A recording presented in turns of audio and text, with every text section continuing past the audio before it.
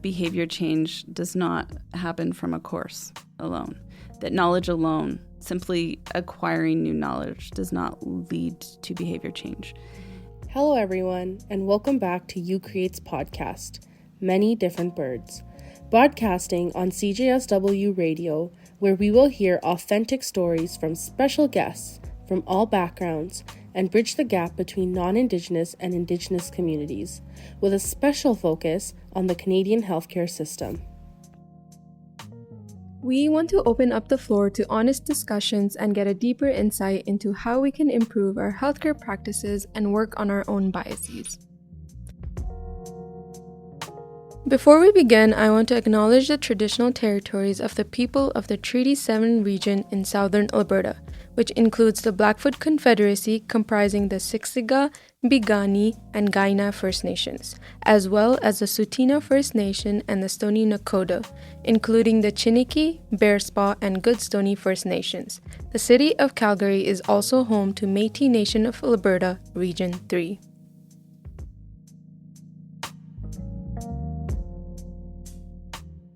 Today we have a special guest, Dr. Rita Henderson, who is a models of care scientist in the Department of Family Medicine with a research focus on population health inequities. She has special initiatives to innovate Indigenous primary health care and was the co-chair of the Cummings School of Medicine's Indigenous Health Dialogue.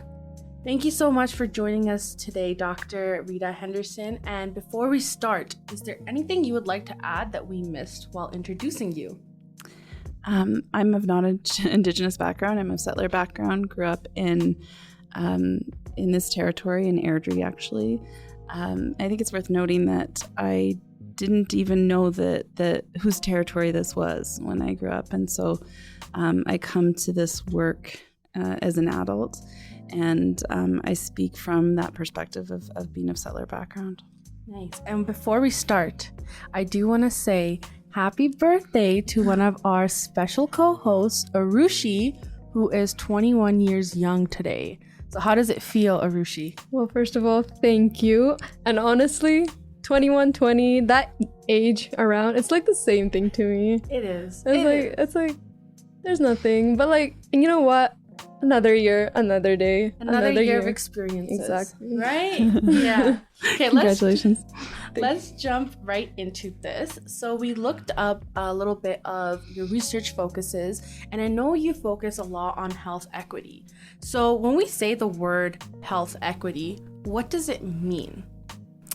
I think underpinning the concept is, for one, we have to define health, population health. So when we're grounded in a Western biomedical healthcare system, we're often thinking about health in terms of physical bodies, the individual. And at a population level, especially in the last 50, 60 years, where we've increasingly recognized that there are environmental and social factors at play. I'd say this isn't new for many cultural groups. This is just something that Western biomedicine has started to pay more attention to, is the environmental and social dynamics that shape health. And so the fields of epidemiology emerge, and population health intervention type program research and programming and planning, and become embedded further in policy. And so when we look at a population level of like whatever are factors that unite a certain group of people, it could be the population of a whole country, or it could be populations of people based on gender identity or shared experiences such as of colonization, we see that there's differences in health outcomes. All right, at a population level. It doesn't mean that, like, at a prescriptive level, somebody will necessarily have certain negative health outcomes. We just see that there's differences, and the disparities, those differences are not distributed fairly. And so some groups of people at a large scale have higher risk, even regardless of risk behavior, and it's because of their social location. That's an inequity, and it's important to distinguish inequity from inequality, in the sense that when we're looking at inequities, we're very interested, and we spend a lot of time looking at them, we're very interested in bridging them and closing gaps, and recognizing that not every group needs the same things in order to bridge those gaps. And so if we conceptualize equality as sort of like an equal distribution of, the same piece of the pie, the same size of the pie being partitioned to everybody, that can still be inequitable if certain groups are on an uneven playing field or table in this metaphor to even be able to reach and access that same resource. And so when we think about inequities, we're really thinking about how could distribution of resources better meet each group's needs in order to achieve a more, or to bridge those disparity gaps. Okay, so basically it's trying to make like social, economic, environmental factors kind of equal for everyone. So regardless of what their health outcome is, they have the resources there to achieve their health outcomes, positive health outcomes.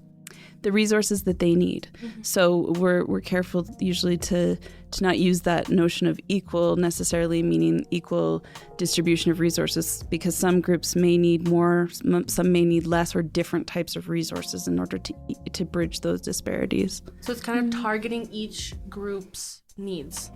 Yes. And I would add that I work with Indigenous people that have reminded me that that simply bridging disparities and seeking to level the metaphorical playing field isn't necessarily the goal of many Indigenous communities that don't see the benchmark for health to be a non-Indigenous population that tends to have better outcomes. Their benchmark is often the historical reference of ways of life and wellness that existed prior to colonization. Mm-hmm. And I know in your research you also take like a generalist approach.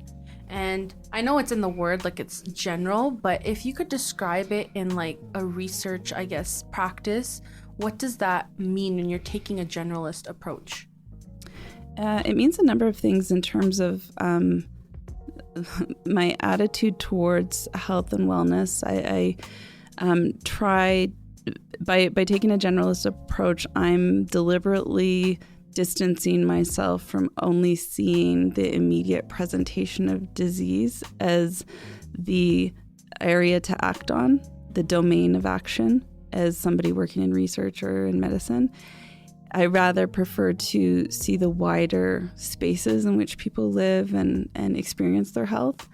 So by using that type of term, I'm signaling to people that it's actually a good thing sometimes to just take a step back and see the broader picture. I think in our medical school, and not to knock people that work in precision medicine, but there's a policy level value of sort of cutting edge research and really novel things that can happen through science that can't happen anywhere else because there's not the labs and the really high tech resources to do that. And I find precision medicine fascinating, but it's not the only type of attention that can be really impactful for the health of citizens. And so that's another aspect I try to position. I position generalism in contrast to expertism or expertise.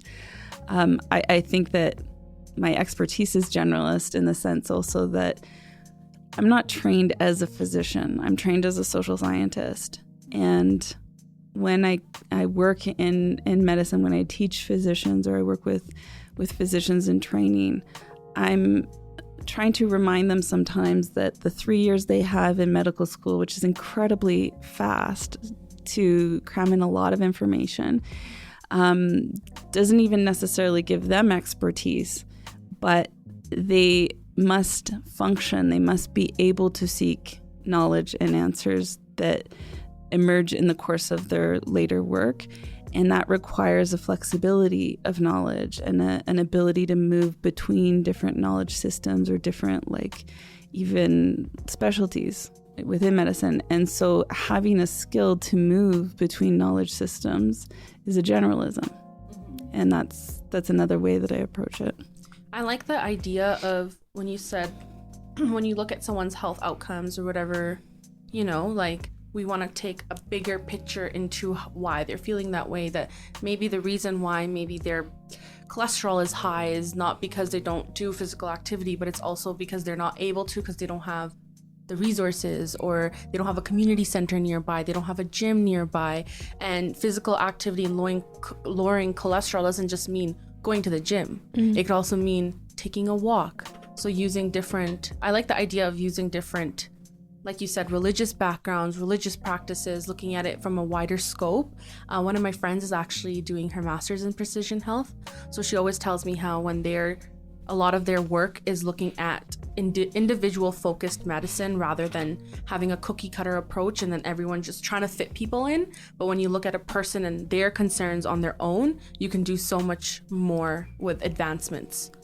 So it's pretty interesting. I'll take this point back to her today. I think you just made me think of something also, like it's quite politicized to think about it's political to think about what are drivers of health. Like in the Department of Community Health Sciences, I'm primarily family medicine, but I'm joint appointed in community health sciences. Our attention is very much to recognize the social determinants, the fact that we call them the social determinants of health. And I think stress is an effect of inequities, right? Living in constant stress and with high cortisol, if we're thinking at a physiological level, that itself can impede physiological resilience. So we know through precision medicine or through very much more lab-based research that the simple reality of living in an environment that is stressful can lead to insulin resistance, regardless of how many walks one goes on, regardless of how much vegetables or, what might be considered, the standard for nutritional recommendations are consumed. And so I know that it's something that I've heard in discussions about primary care innovation and the organization of our healthcare system is and who should pay for what, that there's sometimes the suggestion that people are actually like quite more individually responsible for the determinants of their health than they actually are. And the research indicates that your environment is among the biggest factors, if not the biggest factor. Yeah, I actually teach kids. I go into schools and I give like mental health presentations about the effects of stress on the brain. And one thing I always teach kids is the difference between good stress and bad stress, because as kids, you don't realize that stress can be good. We always associate stress as a negative thing. And I tell them that when we are stressed out, and I compare this to like the notion of like, we see bears everywhere. So when we're in stressful environments, we produce cortisol, our stress hormone, but it gets really bad and we enter bad stress when our receptors can't detect it. And I tell them like, is it good that if we're producing cortisol at, let's say, 50%, right? And now we're starting to produce it at 100%. And I ask them, which one's better? Do you want your body to be producing something at 100% for it to detect it, or 50%?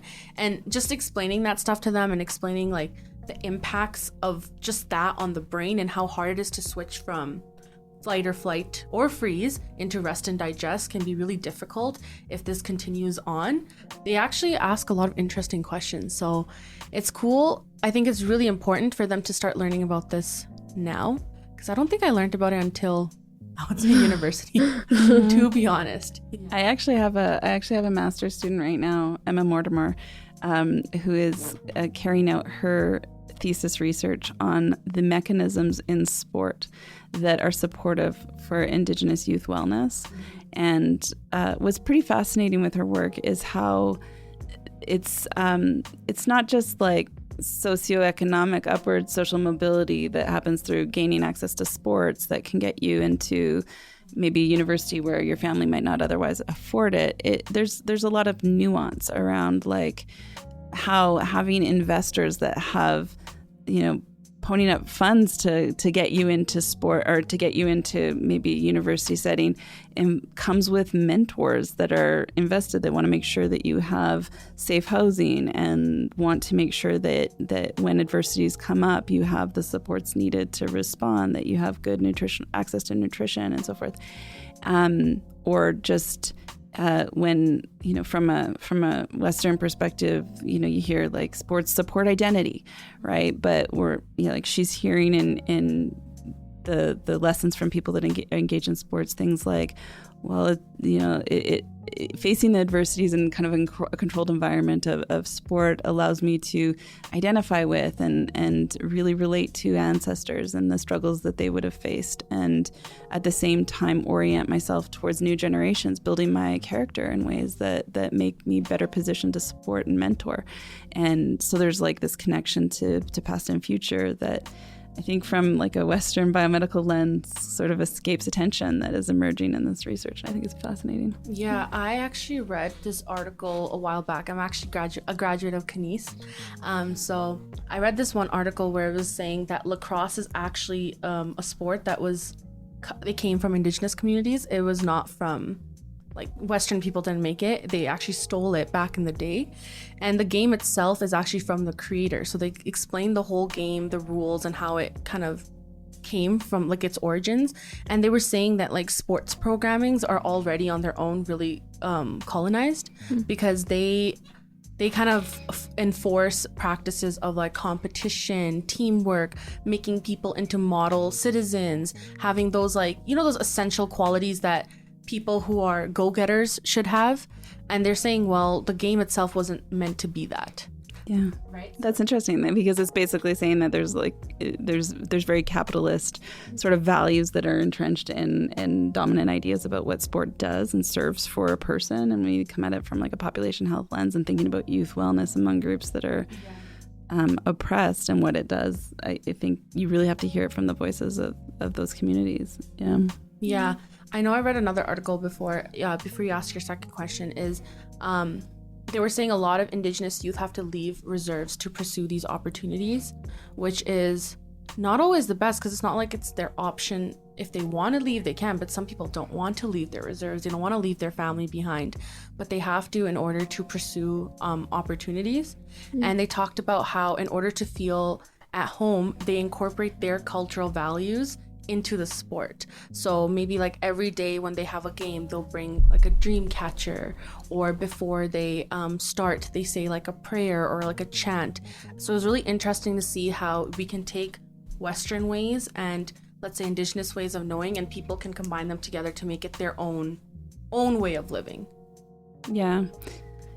I'm just thinking about this example this week that came out in hockey in the playoffs. Are you familiar with what happened with Zach Whitecloud? I don't really watch hockey. No? Oh, okay. So Zach Whitecloud is a Dakota man hockey player, I think I'm going to say Las Vegas. And a TV anchor mocked the Vegas Golden Knights and mocked his last name.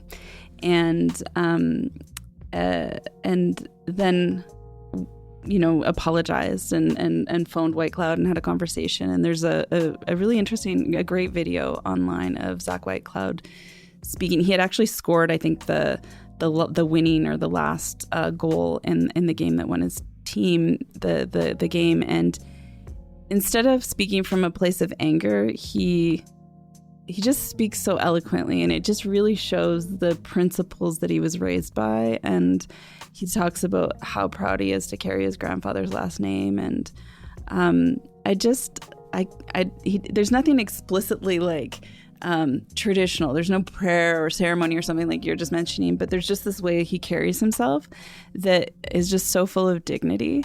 And like he plays hockey in a way, and he's just like compassionate to this anchor that made this huge mistake.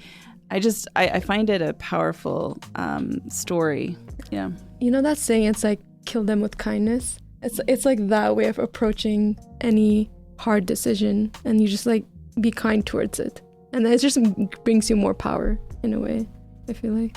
Yeah, and possibly that the space to be kind is probably very small when you're persistently maybe antagonized.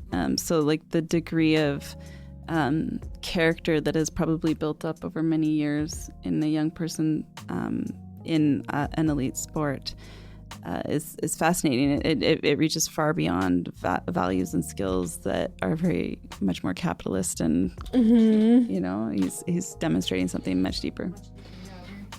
Exactly. So I just want to turn the conversation a little bit, and I know you said you were you were a social scientist and a mentor.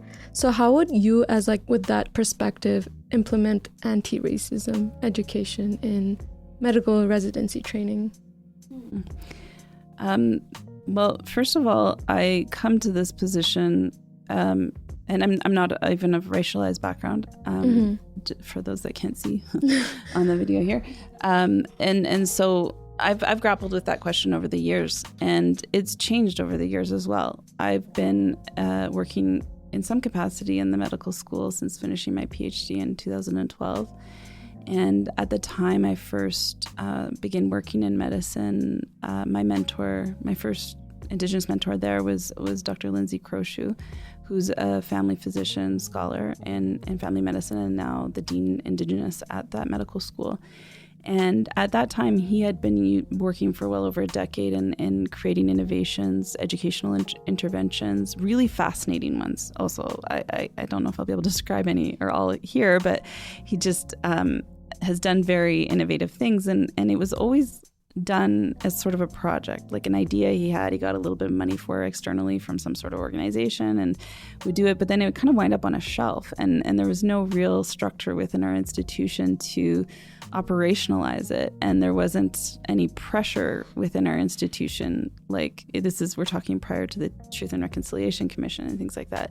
Yes, there had been the RCAP, the Royal Commission in the 90s, but there wasn't really institutional momentum at all. And so, it was sort of him pushing and rattling and finding ways to stir up attention. And so working with him, I started to see how and form my own relationship with this area to realize and see how us going into educational opportunities together sometimes created scenarios where I could weigh in as a person of settler background, revealing my own vulnerability, my own learning journey to learners in a way that could signal for them not to lift their defenses, but to set them down and lean in.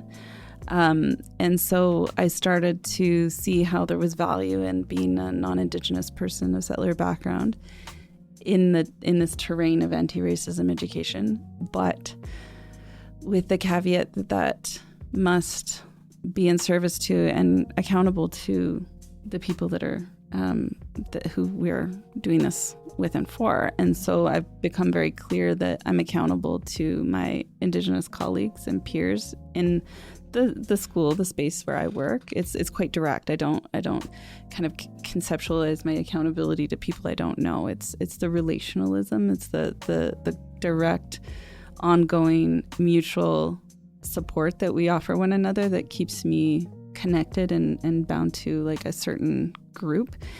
And I, perhaps in a more, I don't want to call it inflammatory sense, but more in an agitator activist type of sense, when I'm in a classroom, I will justify or I will explain my involvement in anti-racism as a commitment to disrupting white systems.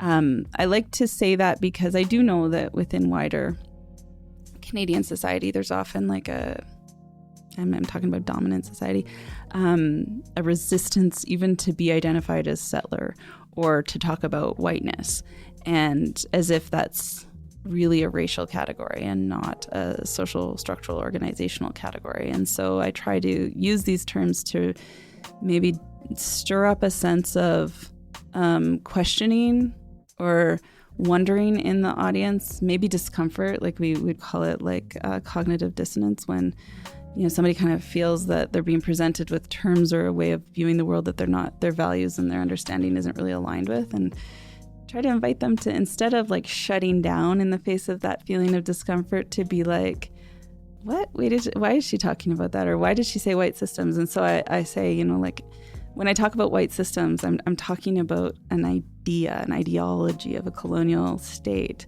not people that are just phenotypically white.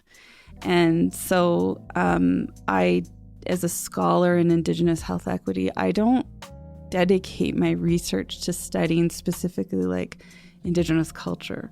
I feel that what I focus on by studying white systems and addressing inequities there, which are largely inequities perpetuated by, at least dominant settler colonial structures, if not white people, and potentially like certain genders over others, people of more privileged ability to move in this world.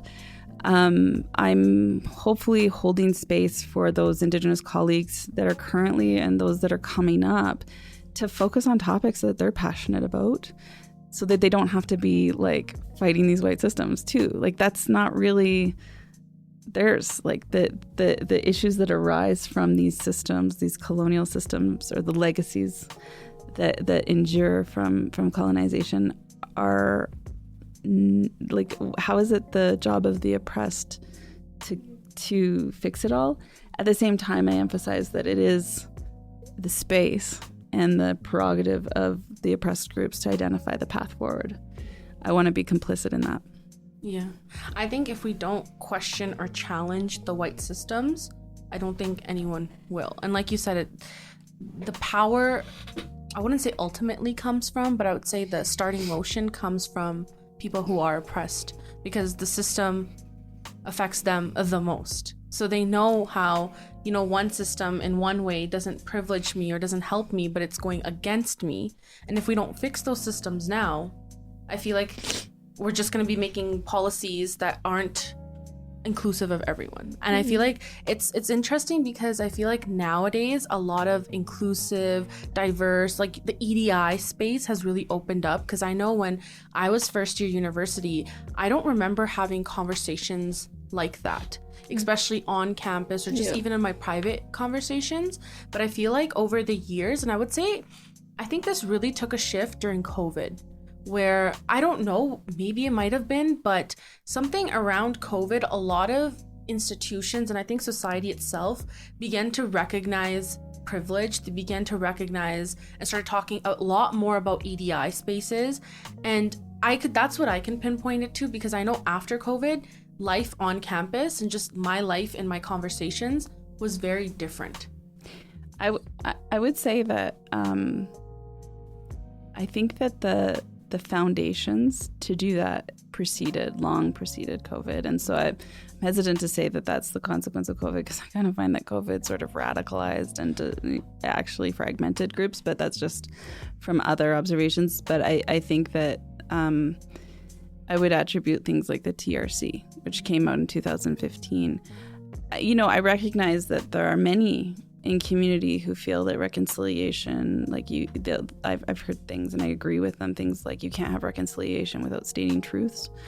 And just discomfort or feeling that can we have reconciliation when there's so much inequity still and so forth, and not to be a defender of reconciliation. I try to really focus on the process of it and tracking shifts that rather than, being too discouraged by not having arrived at the destination yet. But there have been studies that have shown popular opinion about for instance, the drivers of Indigenous health in Canada, health disparities in Canada today. And from 2008 to 2016, we do see shifts. We do see increasing sectors of the general Canadian public attributing residential schools and colonization as a significant driver.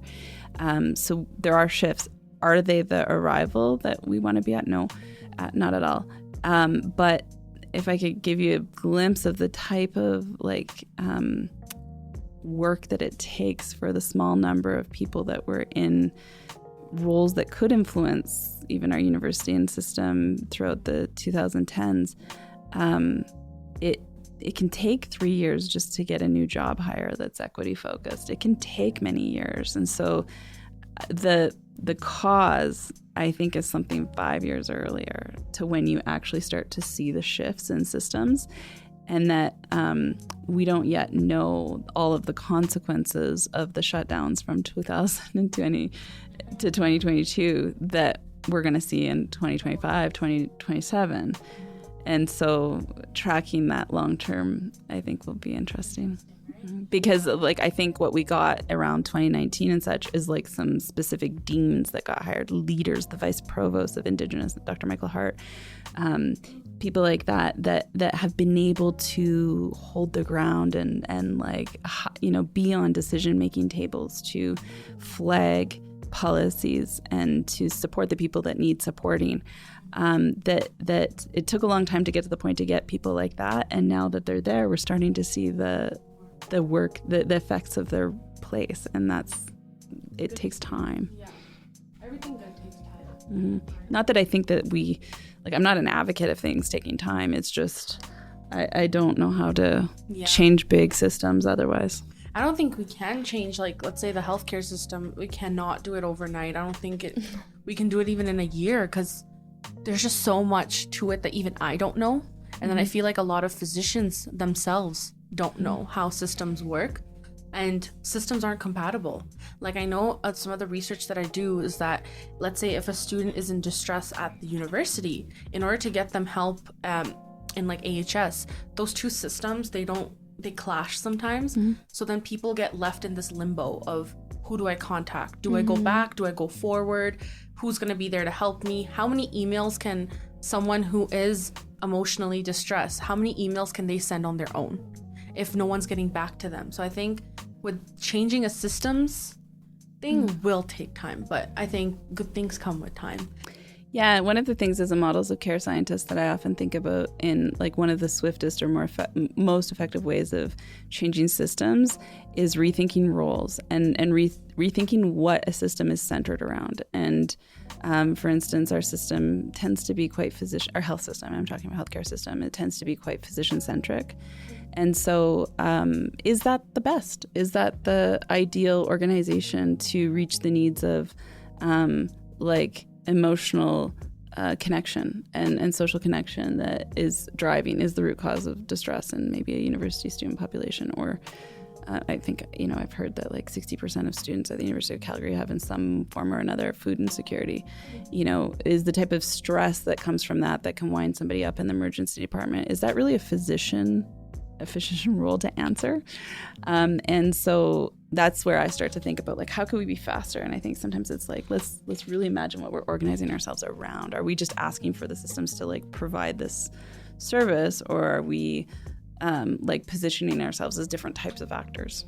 Do you think there should be anti-racism training or questioning about it during like the interview process of getting into medical school, the 3 years of medical school that students take at U of C specifically? And should there be like implementations of seminars, workshops, or whatever it may be during their residency program to keep the conversation going? Because I personally think having, let's say, one class during their medical school education isn't going to sustain themselves for like the next X amount of years that they're going to be practicing. So what are your thoughts on just implementing anti-racism training, or just educating physicians about different ways of approaching wellness and health? Sure. I think that adult education research establishes that behavior change does not happen from a course alone. That knowledge alone, simply acquiring new knowledge, does not lead to behavior change. And so in medicine, we think about competencies, right? And we break down competency not just as knowledge. Knowledge is part of it, but it's also attitudes and behavior practices. And so to educate or to train competencies, it's not just a course. Now, if we looked at the TRC and the TRC calls to action relating to the health legacies of residential schools, or calls 18 to 24, I think it's 24 itself, that calls on the, schools of health professional education to provide Indigenous health training, to a course in Indigenous health to all trainees, something like that. And they also specify the contents of such a course, that it should have something like conflict resolution, human rights education, I think something around intercultural communication. And I think that's, you know, a directive that's coming from a very empirical source. It was thoughtful, But in our own Indigenous health dialogue process in the medical school, we walked through those calls 18 to 24 and very deliberately reflected, as a small group of us working in Indigenous health, reflected on what those calls mean for what our institution could do. And we early on reflected that call itself was the best that like an external organization could give us in terms of a directive, but probably a course itself was insufficient, probably not enough. So if we look to the adult research, the adult education research, for one, longitudinal and reflective education are key. So self-reflection over a long period of time is important. So that's not very embedded in medical education at any level, as it is, just by the nature of moving through like a lot of expert knowledge to secure like a license and permission to practice. The knowledge does not tend to be packaged in such a self-reflective way. At more of a residency level, it can be, because there's this like opportunity to apply and reflect and, make sense of a differential diagnosis and kind of puzzle away at stuff, and then have mentorship with like a one-on-one with a preceptor or a smaller team than you get in undergraduate medical education when you're in medical school. But the big challenge we have is that the preceptors, who are like the educators in these types of clinical-based contexts, themselves don't have critical Indigenous health education usually. And so they're coming from the educators are often coming at it from a position of bias. Not always, but there is significant. I have a PhD student working in this area, specifically postgraduate medical education and anti-racism and Indigenous health education, and has collected much data about this dynamic. And so we're across Canada, medical schools are sort of in a dilemma where there's like directives at the Royal College level for what anti-racism and Indigenous health education should achieve, but how it gets mobilized into actual learnings is not specified. It's not broken down, and it's a real challenge to figure out how it happens, because not only does it have to happen across the 17 medical schools where there are residency programs, but you have like over 100 different types of programs that are certified by the college. Like you have all the specialties, like family medicine stands apart from the college there, but you have like, obstetrics or pathology and so forth, which are their own programs or specializations. And then you have like fellowships and other types of training opportunities. So figuring out how to do that, I think it's hard, and fundamentally, I think needs grounding and guidance from Indigenous scholars and communities to direct what is the outcomes that need to be achieved there. You brought up an interesting point with saying, how can you educate students when the educators themselves may not be educated? So I've actually reflected on this at length with my mentor. I mentioned him, Lindsay Croshoe. We wrote a paper on it with a Mintia student a couple of years ago, Caitlin Cookfer. It's a commentary. Basically, we were invited through a journal that was publishing a systematic review on Indigenous health curricula in medical schools internationally. It was conducted by a group of Maori scholars from Aotearoa, and they argued that essentially, from what they could see of Indigenous health curricula and education in medical schools, it tends to happen off the side of people's desks, or like a lone wolf sort of scholar that builds this content, but it's not embedded or integrated across multiple learning streams.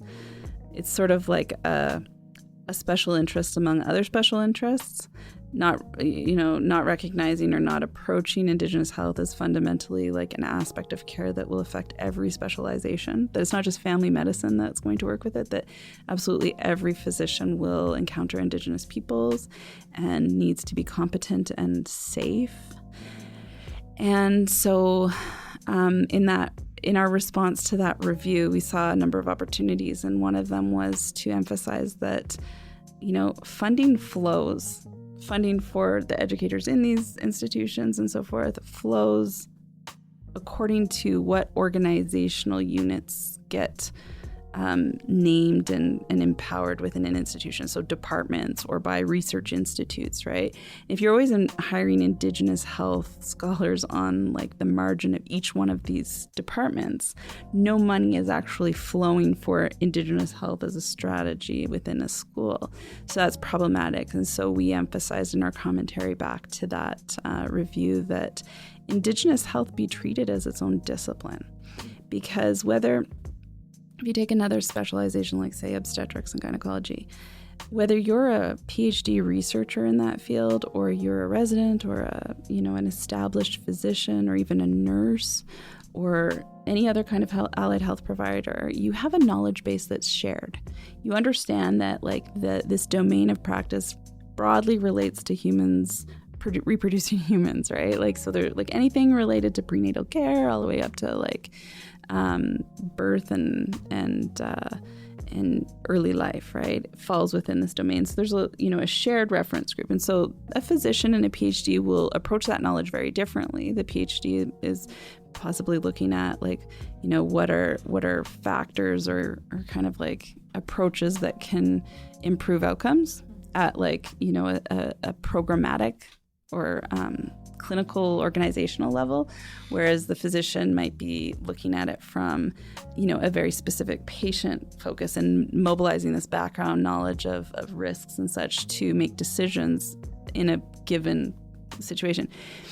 Indigenous health has a shared knowledge base that colonization is a driver of poor health, and this, for the researcher, has the guidance, gives the guidance that, well, for one, we need to understand when it's even appropriate to use Indigenous, which is this really all-encompassing, very nebulous notion that's ultimately an othering concept from a colonial context, right? Because people don't normally identify as Indigenous; they'll identify as their cultural group or background. That when it's appropriate to even use that for building knowledge, because it might confuse more than it actually reveals. They can understand that sophistication, and then the clinician might be approaching it as recognizing how all of that colonial context will shape mistrust and resistance or hesitation to even come into the clinic or engage with healthcare systems, or why it is that patients may present with much later, more advanced and symptoms for a condition than other patients, and instead of blaming what are skills for communication that can repair relationships. That's a shared knowledge base, and so we make this argument that Indigenous health is its own discipline, and I think that that's a really important thing to do. Another thing that we emphasize is that and that's to center Indigenous scholars and knowledge holders and clinicians and so forth, and organize them so that their peers in other specializations listen to them, not as a special interest group, but as an actual knowledge base of experts. And then another recommendation is around rethinking leadership and not having leadership envisioned as just top down, but also recognizing how relationalism as a principle that encourages understanding the motivations and connecting to the motivations of one another is a form of leadership, and that you can be curating lateral and horizontal relationships within your institution. Basically, when people come forward interested in collaborating with you or learning from you, to be yeah, let's talk, let's build a relationship, let's listen to one another, and through that process, when opportunities arise, then we're in a position to maybe do something together, and that's been the approach that we've taken, instead of just being angry, to work with those that come to us that are interested and build the possibility for relationships that can then lead to us being better positioned when opportunities arise. And so from 2015, when the TRC came out, we did this Indigenous Health Dialogue. From 2016 to 2018, we did a lot of relational kind of self-reflection as a small group on the calls to action related to the health legacies. But then shopping that around to different units in our medical school that didn't do much in Indigenous health to be what does this mean for you?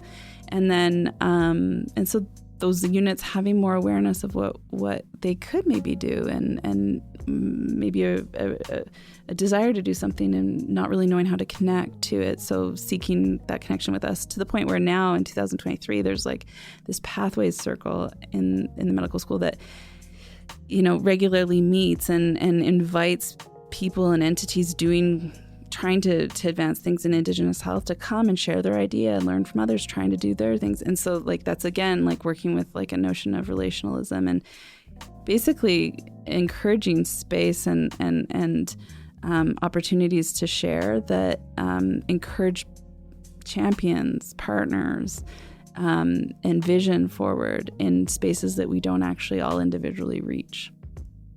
I agree with the Indigenous health as its own discipline. I think that's very important. And I want to come back to the notion of you saying how money flows between each department. And I was wondering, like, there's different authorities for each system. So how do you address this power imbalance between these systems when conducting research on Indigenous health? It depends on my funder, often.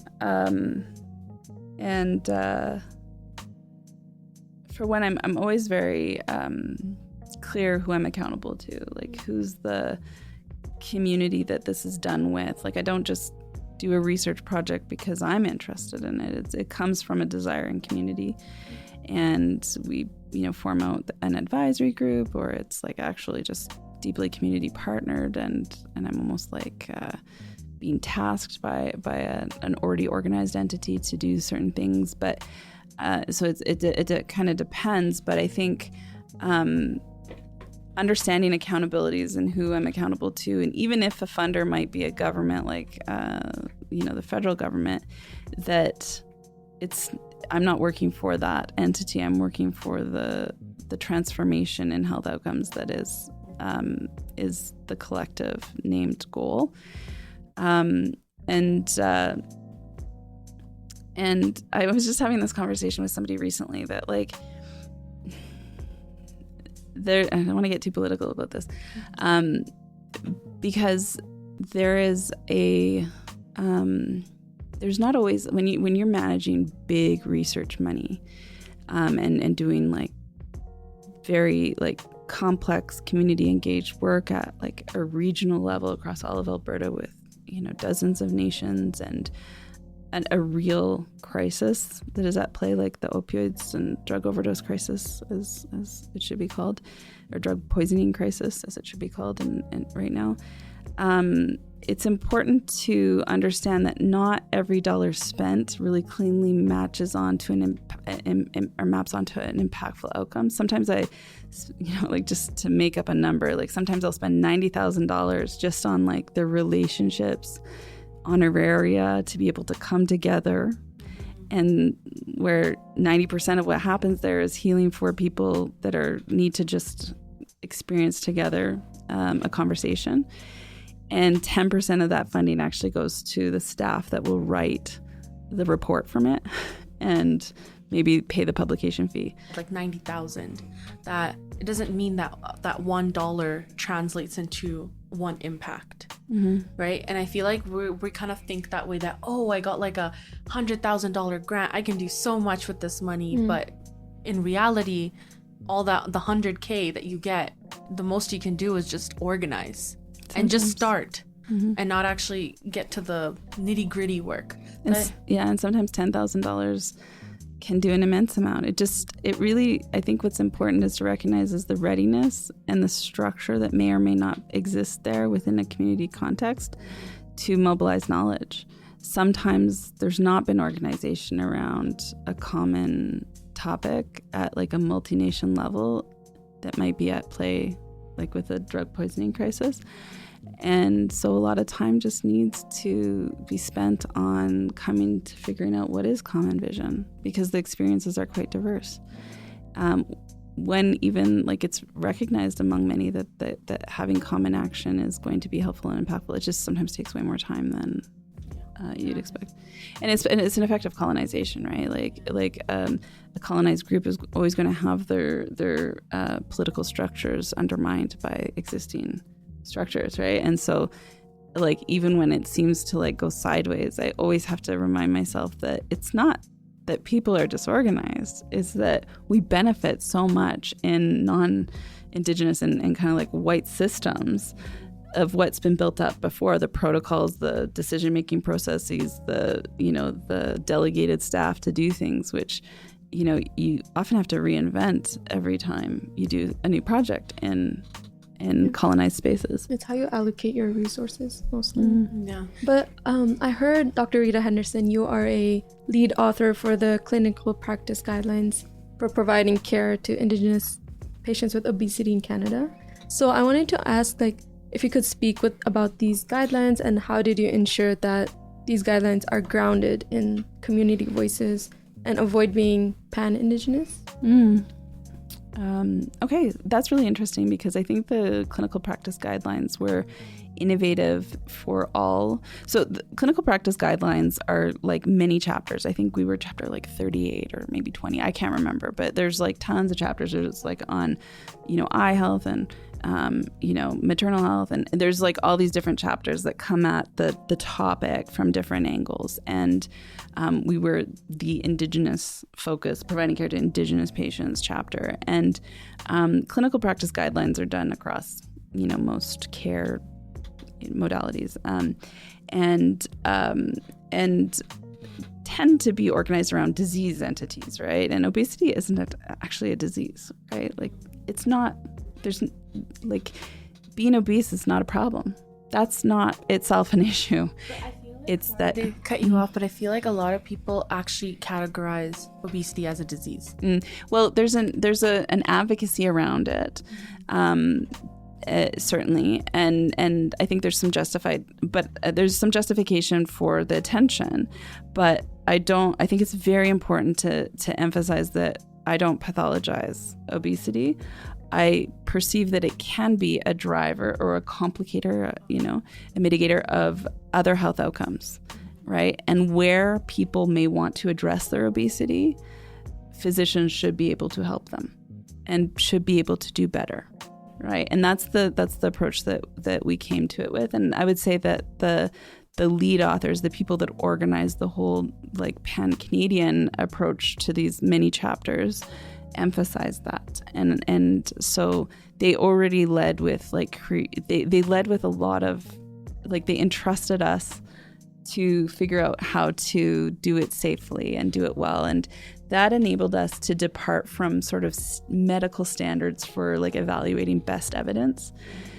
So within medicine, the gold standard of evidence tends to be randomized control trials. If you can do a large scale study and look at how an intervention, like a particular pharmacologic intervention, impacts this disease, and you control all the variables, that's a randomized control trial, and you can compare to a non-intervention group.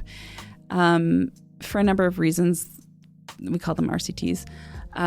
They're not always possible, but not even very useful in Indigenous contexts, because for one, we know that Indigenous people are geographically, culturally, genetically diverse, and so does that make sense? So there are also people, and there can be Indigenous people in many randomized control trials, and that's great. Actually, randomized control trials need more geographic, cultural, genetic, gender diversity. That's, policy now through the Canadian Institutes of Health Research. But this requires anybody doing this need to contextualize knowledge in a way and figure out what is a gold standard, what's good evidence when there's no randomized control trials, and ranking what is more solid evidence than others becomes a bit more subjective, or you need to have mechanisms to create consensus about what is stronger evidence versus others. So that was one challenge, and I really appreciate that the lead team, the editorial team, and the lead authors on the larger initiative entrusted us to figure that out and not feel like we would only include evidence. Because when you embark on a clinical practice guidelines, you do a large systematic search of the literature for information on this topic, and you synthesize it in a way that it leads to understanding, what improved practice can look like, or how to achieve it, what you should be doing, whether you should be screening for this or that, and so forth. And in this case, there was 2 issues with the literature, and there was like 170 some articles that we came up with for obesity in Indigenous context. And I can't remember I think we limited it to Canada, and it was still that much. But almost all of it, I'd say, was in population health. Okay, so what I mean by that is none of it was clinical, in like saying what can you do clinically in the face of like this. It was either epidemiological, like trying to like portray rates of obesity among Indigenous populations or in certain named cultural groups, or it was like intervention studies, like, you know, a community garden and how did it, you know, this nutritional sovereignty support obesity as one outcome or something like that. Or they were like qualitative studies on like experiences and perspectives and so forth of the condition, or they were commentaries in journals. But all of it ranked like when you do a clinical practice guidelines, you kind of rank A to D, with D being like the lowest quality, supposed quality of the evidence, which is basically like it's not randomized control groups. You can't like, you know, necessarily replicate the research, and kind of like these more standard ideas about what makes science. But we really emphasize that just because it's qualitative doesn't mean it's not evidence informed. And so there are qualitative tools for establishing rigor, and that included like a consensus-based process. And so we recruited. I mean, we had limited time. We recruited through an urban primary healthcare clinic in Calgary by the name of Elbow River Healing Lodge, patients that had experiences with themselves with obesity, either themselves or, you know, caring for somebody close to them with obesity. And we wound up having 14 people. And so it was an urban Indigenous reference group, but they had like a range of cultural backgrounds and experiences, and we vetted, or we engaged the research that we had looked at in the literature with this group in these talking circle dialogue processes over several weeks, and that helped us contextualize a lot of what this means for them when they come to seek services about obesity or related to obesity. And from there, that helped us whittle down. We were asked by the editorial team to only have 4 recommendations, but we whittled what was originally like 96, because we had like a research team that initially like was asked to just write a list of all of the opportunities for shift in practice that could be identified. We had 96 and we had to whittle it down, and a lot of them got whittled out because they were like recommendations that sat outside of Indigenous specific focus. And then we got down to 12, and they had to do with largely understanding how knowledge can diverge from different groups. There's an intercultural exchange here. And so actually all of our recommendations, none of our recommendations are particularly obesity focused. They have a lot to do with communication and knowledge exchange, recognizing that patients don't come into clinical spaces devoid of knowledge. They are bringing their own knowledge, and they are seeking a therapeutic relationship, but that doesn't mean that what the physician necessarily offers is actually what they're seeking. They don't necessarily want to be hooked up with like a corporate or commercial diet company. They may want to address their stress, right? Or not know that stress is a driver and just need recognition on the part of a service provider of what they're struggling with. So, I mean, like that's a little bit of the process. But I was very honored to be involved in that, and I feel that it's an innovation in what we call knowledge synthesis for Indigenous health research in Canada. That's really cool. I know you said that there's like different chapters for the clinical guidelines. What do you mean when you say about, like, you know, those guidelines? What are they specifically? Because I've never actually heard about them. Well, clinical practice guidelines are they're these they get produced every few years depending on diseases. Like you can have them for dementia or for like rheumatoid arthritis, and this was like, I think the second round that had been produced for obesity, really, and I think one of the few in the world for obesity. And I'm just pulling them up right now because to see the chapters.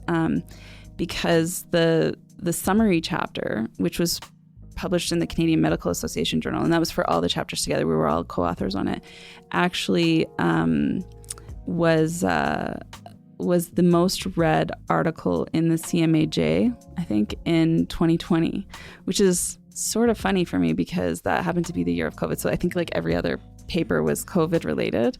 And it just showed how much obesity was of attention. And I think that also related to COVID, even though we published it before.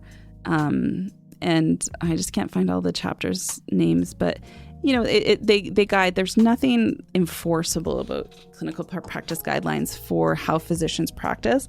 But if you have a chronic disease and you find that your physician seems to not know anything about your disease and not know, like I have somebody very close to me has celiac disease, and there's very specific conditions about how you can be diagnosed and screened. And sometimes physicians give a recommendation like maybe just don't eat wheat or don't eat gluten if that makes you feel better. And people in the celiac community sometimes get very frustrated with that kind of recommendation, because if you can get a scope, an endoscopic diagnosis that is confirmed, it actually is supposed to justify all first-degree relatives also being screened, even regardless of symptoms, right?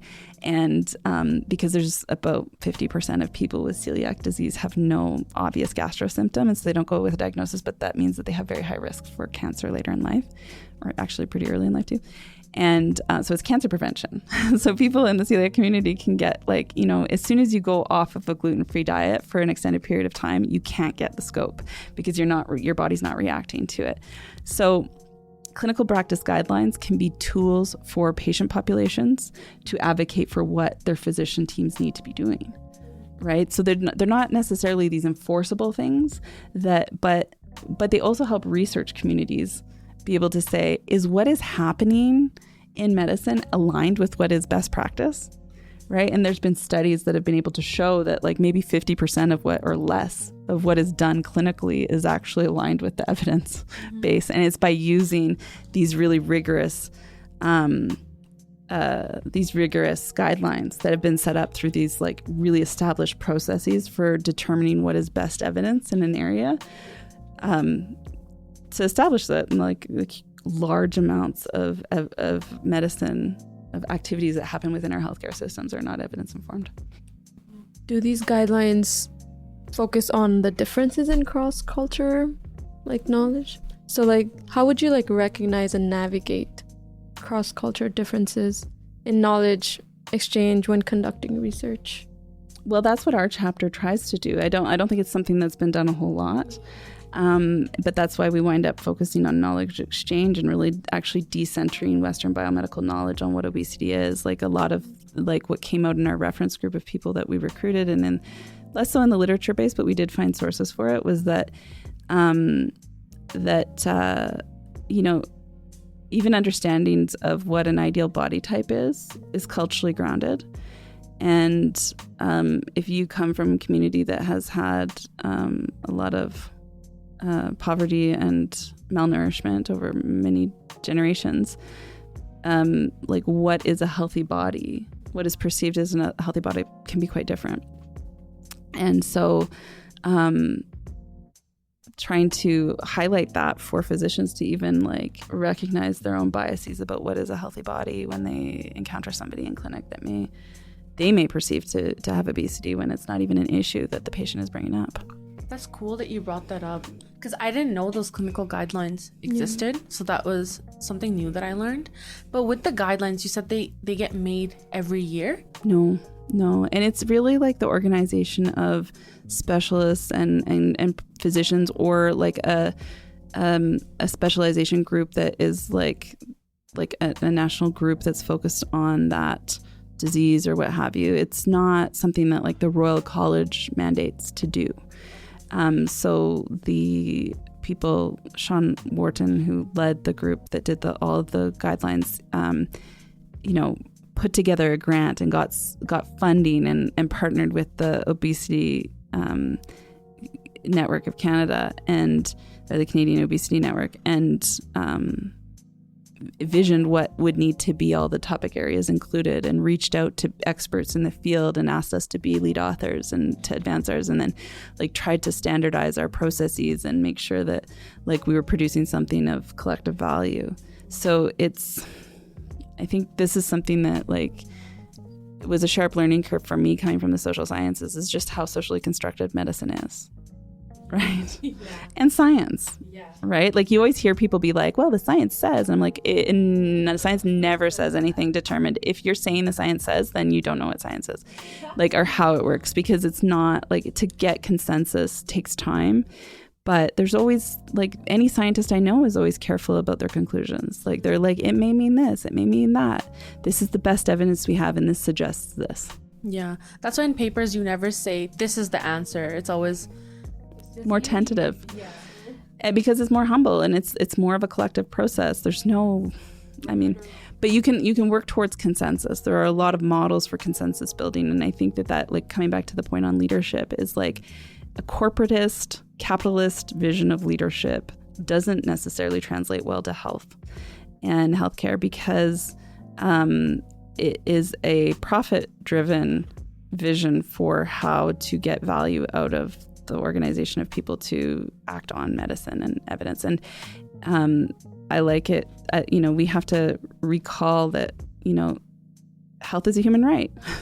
We have to have citizen models that are consensus-based, democratic.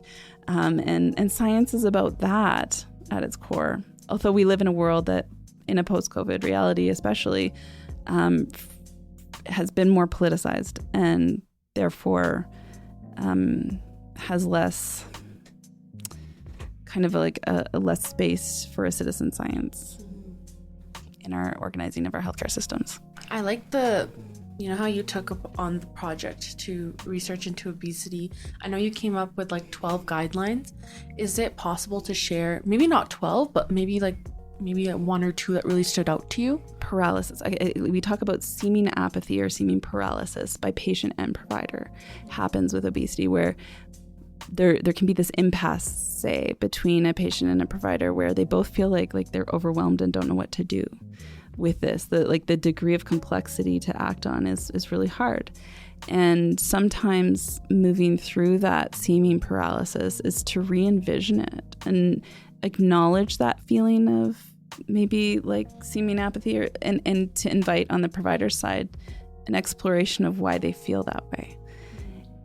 Because our position is that they can ask questions differently. They don't you get this narrative sometimes in physician groups about patient non-adherence to pharmacologic regimes, like that, to prescriptions, right? And so we shifted, and we refused to use that language, because it really positions the physician as authority, which is a very colonial type of dynamic. And in the community groups that we engage with, there's really this desire for a physician to be a helper, not like this expert. And so we talk about physician-patient or physician-client non-concordance, right? Where there's so in the face of seemingly apathy, basically recognize how you need to explore, if you're a provider, you need to explore your own assumptions that are at play of what's going on. And maybe just take a step back and work with the patient to even define what's understood to be the issue. So that's the knowledge exchange bit, is you can't tell somebody what to do about, say, their obesity if you're assuming that your job is to tell them what to do, right? You need to be even asking, well, look, you came here because you're hoping for a therapeutic relationship. What is it that you hope that I can help you with? And not to do it in an accusatory way. Another thing that we found, we kind of learned this in a number of projects, including this one, and we write it in different ways. So it's not a very clear recommendation, but it's in there about physician. We asked both physicians and community groups about whether they wanted to be asked about residential schooling, their residential school experiences within that therapeutic relationships. And by and large, physicians always said, no, I don't ask about it. I'm not going to ask about it. That's a private thing. It's so touchy. I don't want to do it in a way that's not trauma informed. I just don't think that people want to share that with me. And by and large, the client groups, the patient groups were like, look, we want to be asked about it, but in the right way. It matters how it gets asked. And part of it is leaving the space for me to say or not say, and flagging for me that it's that you see it as part of the story, but not the whole thing. And that you're not doing it and then going to like see that as the only lens through which all of my complexity gets understood. And so like that's for us, we're just seeing like non-concordance, right, between like the provider and the patient groups. And that like if you want to build trust, if you want to like better serve this population, which requires rebuilding trust in the context of the colonial legacies of healthcare, it takes hearing what patients are asking for and maybe reconsidering your firmness and never asking that, and exploring as a provider what else you could do. Interesting. I like the first guidelines you had with the power dynamics. Okay, like you can't understand it if you have the hierarchical power, you know? Yeah, especially in this context. I would say that there is some research that some populations or some newcomer populations that like a strong power dynamic with a healthcare provider, they may feel safe. It may feel appropriate that like I got somebody watching my back, and that's just culturally relevant or resonant for them. And so I wouldn't want to say that never works or that it's never appropriate, but as part of being culturally attuned and safe is to understand sort of like the larger social and structural dynamics that lead to these preferences. Yeah. So yeah, one last question before we wrap up the episode for today. So if you could leave the listeners with one point, maybe like a learning or a highlight, what would it be? It's a broad question. Yeah, no, it's relationship and relationalism is that it's on all of us to create a relationship with this knowledge base. I think the TRC states it in the principles that reconciliation is the job of all Canadians. It's asked of all our institutions, all of us. There's so much to be known, it will never be packaged in a single course. And that your relationship be longitudinal over a long period of time, and it be self-reflective. Nice. I like that. I will keep that. I'll keep that for myself as well. But thank you so much, Dr. Rita Henderson, for joining us today and sharing your insights. I really enjoyed the conversation today. Yeah, thank you again, Dr. Rita Henderson. We really enjoyed the discussion we had today, and we really appreciate you taking your time out of your busy schedule. We want to thank CJSW, the Indigenous Global and Local Health Office, Grandmother's Lounge, and the UCreate team for helping us kickstart this podcast. We couldn't have done this without your support and knowledge. Lastly, thank you to everyone who tuned in. Remember to join us on CJSW, Spotify, and Apple Music for bi-weekly episodes on all topics of healthcare with special guests and your two favorite hosts, Arushi and Harveen. And before we end off this episode, I just want to say happy birthday, Arushi. You're 21 years old, but you look like you're 15. I'll take that as a compliment. So thank you. You're welcome. So keep a lookout for the next episodes. And until then, I was going to say stay warm, but it is warm outside. So go outside. Thank you. See you guys next time.